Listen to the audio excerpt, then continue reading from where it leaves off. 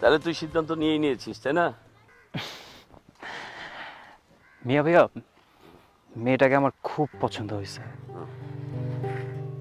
কিন্তু ও আমাকে বিশ্বাস করতে পারতেছে না। I don't know why. ও হয়তো ভাবতেছে আমি ওর সাথে প্রতারণা করব বাকি ছেলেদের মতো। তোকে আমি পূর্ণ স্বাধীনতা দিয়েছি, তোর স্বাধীনতায় আমি কোনো হস্তক্ষেপ করব না, কিন্তু তার মানে এই না যে তুই চিন্তা ভাবনা না করে যে কোনো সিদ্ধান্ত নিয়ে নিবি।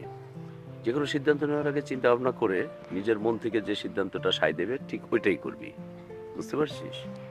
এটা নিয়ে তোর বিচলিত হওয়ার কিছু নাই। মিয়া ভাইয়া, একটা কথা ছিল। বল। রিকোয়েস্ট। আরে বল না।